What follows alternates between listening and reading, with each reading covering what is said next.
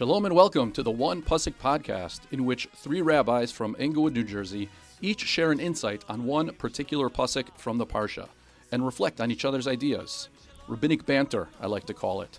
I am Rabbi Chaim Pupko of Congregation Ahavat Torah, and I'm joined by my dear friends and colleagues, Rabbi Akiva Block, Kilat Kesher, and Rabbi Daniel Goldberg, Eitz Chaim, the Englewood Stiebel. To sponsor an episode of the One Pasuk podcast, visit onepasukpodcast.com and click on the sponsorship link. And please take a moment and give us a 5-star rating on your podcast platform.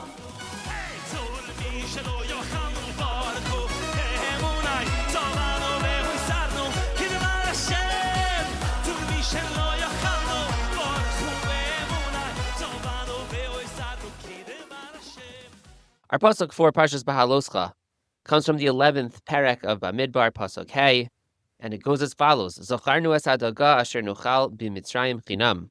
We remember the fish that we ate in Egypt for free. Es hakishuim ve'es ha'avatchim ve'es ha'chatzir ve'es habetzalim ve'es hashomim. They remember not only the fish, but they also remember the cucumber, watermelons, leeks, onions, and garlic. So I chose a pasuk because I just think it's such a unique, it's so granular. It takes us into the very real experience of living in Egypt in a way that was just so human and so tactile and concrete. And at the same time, it's so obviously a kind of allusion and a kind of romanticizing of the past. So it's so real and yet also such an illusion in certain ways. And so that was what attracted me to it. And I wonder what the two of you saw in this pasuk. First of all, I love the framing, like the tactile, really nitty-gritty nature of the pasuk, because we all wax nostalgic all the time about stuff, but rare is the time that we can actually get down and really explain in such detail the particular experience that we're nostalgic over. I remember visiting my grandparents' house. I remember the food my grandmother cooked was so good. And we usually say that. My grandmother's food was so good.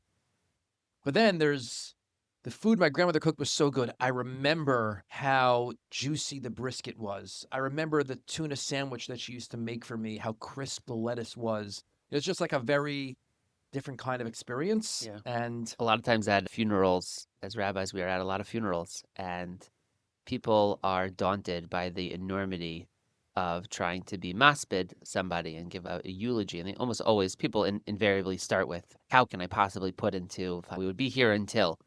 But the most effective, stirring eulogies are in the very particular and the very concrete. The one story, the one dish, the one thing, that small thing from which you can derive the bigger human. Right, so it's like the concrete. Right. When you give that concrete, that's the most powerful. Not they were always so kind, but here was a very particular thing that they thought of. Yeah, right.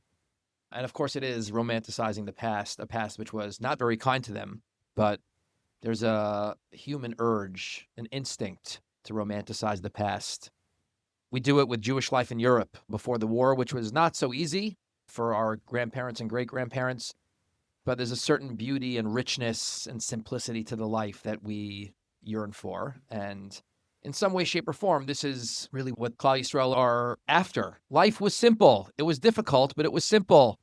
The fish, they were free. And the Kiskuni explains about how the fish would be washed ashore when the Nile would expand and then contract. It would expand and then contract. And when it would contract, the fish would just be there. They wouldn't have to even fish for the fish. They would just be there.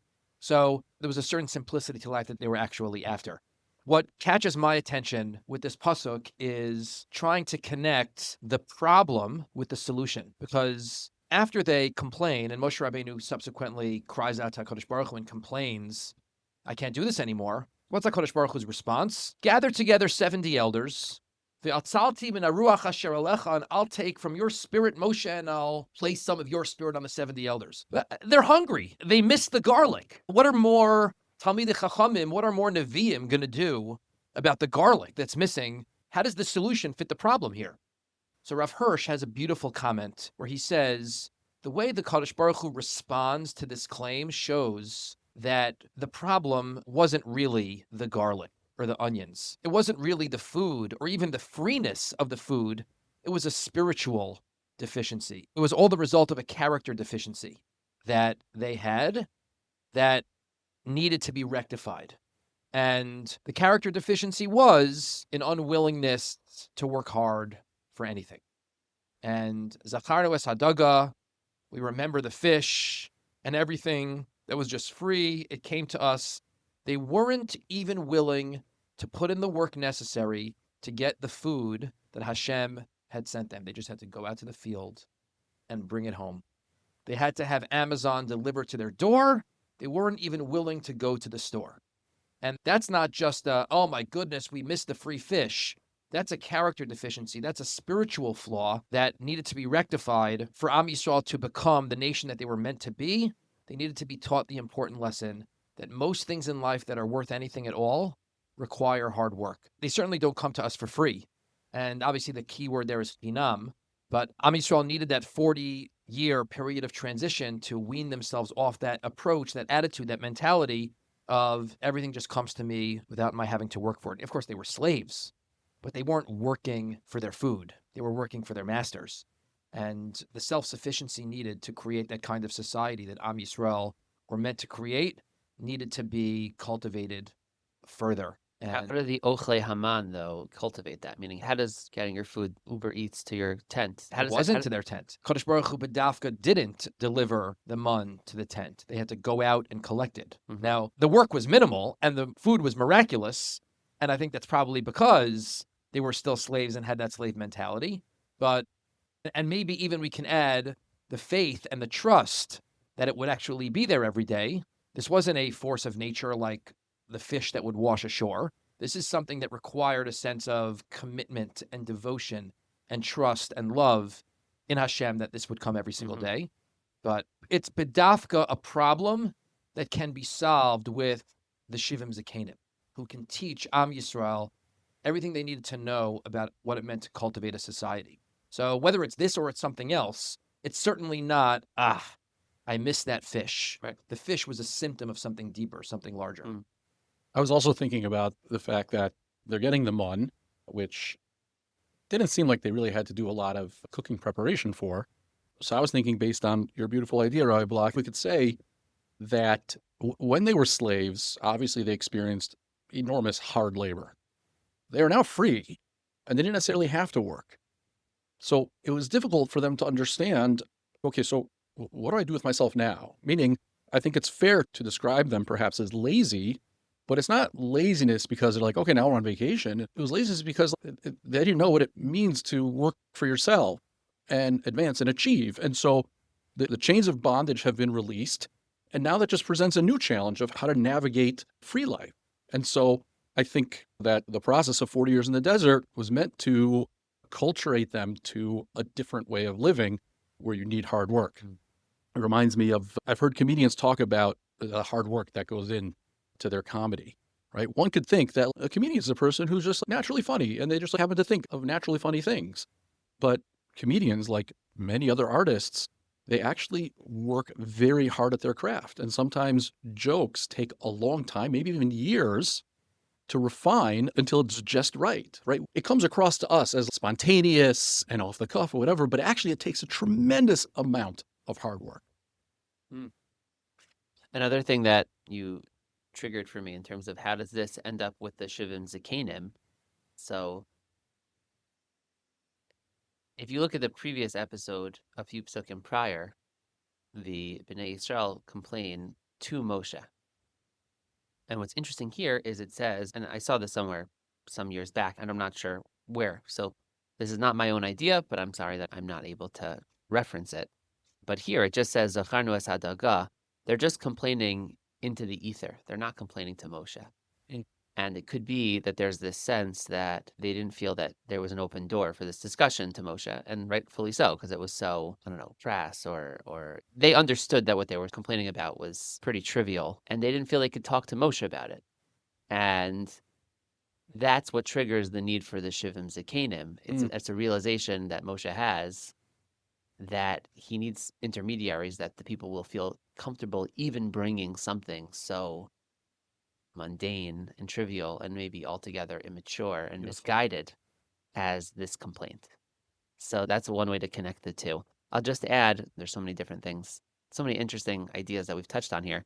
But to take us down a very different lane, for me, as I read this pasuk, it's so obvious that how could you possibly say that you ate these things in Egypt for free?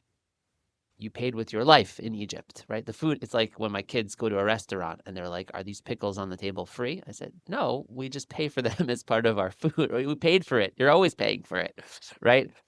Meals in prison are free, essentially, but nothing is free, right? So to me, it just touches on this notion that anything that you consume in life that's free, it's not free. You're just paying for it in another way, or to put it into the social media model, you are the product, right? It's your eyeballs. They're selling you. Nothing is free. So just in life, whenever there's something that's ostensibly free, you always have to think, well, there is a cost. The question is just, what is that cost? Yeah. I gave a drasha many years ago on Behaalosecha. There's a book called Free, and it's basically a book on consumerism and people's obsession with free stuff. Yeah. And how we are imprisoned by the freeness of things and the idea of buy 5 of something, get 1 free.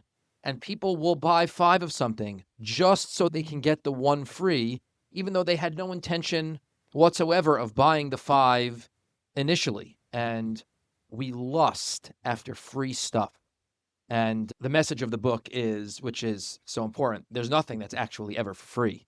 You're paying because of whether it's the inflated price of the first 5 that you buy or because of some other way they lure you in with that extra 1, you pay for that 1 in spades. And it just gets back to something we discussed last week about being in control of your own life and the consumerist attitudes that we have. And yeah, we need to recognize that nothing really is ever free. Certainly nothing worthwhile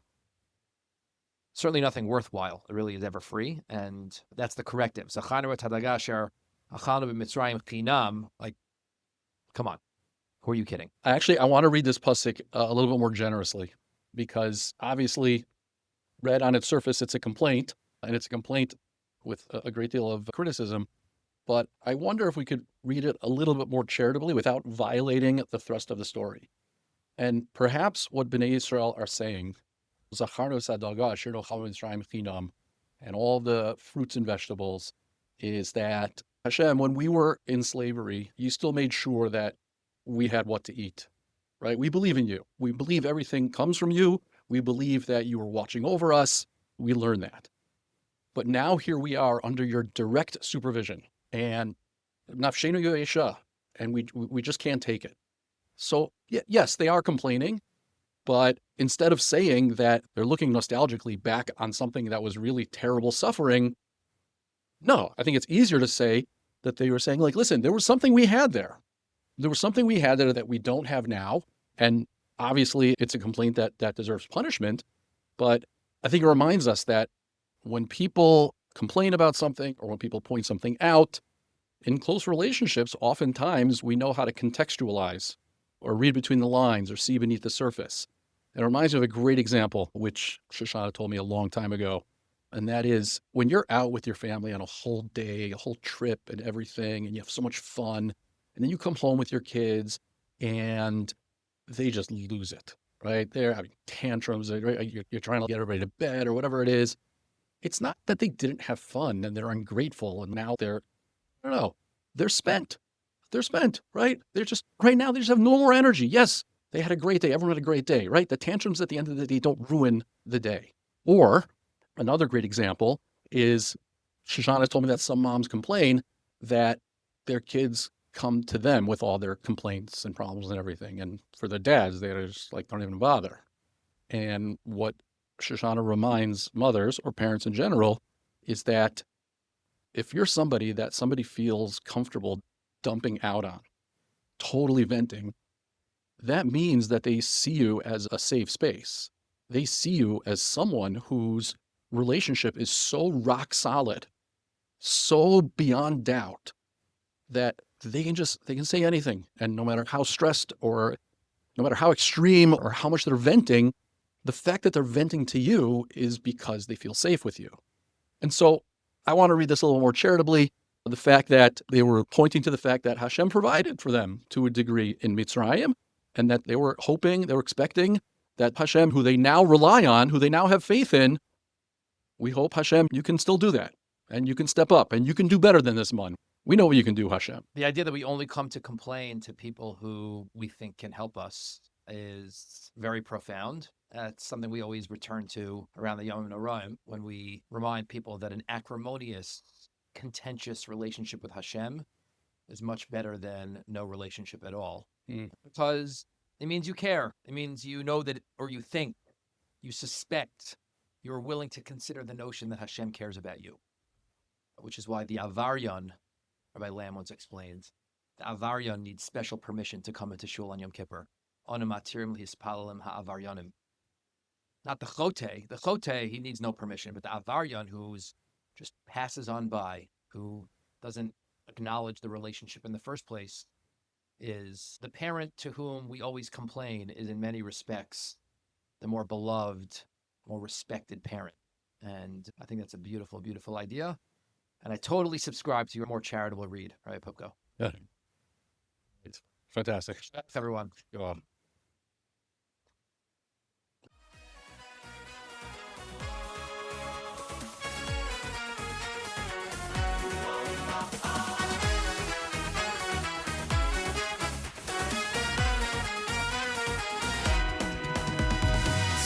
משלו יאכלנו, צור משלו יאכלנו, צור משלו יאכלנו, צור משלו יאכלנו, צור משלו משלו יאכלנו, צור משלו יאכלנו.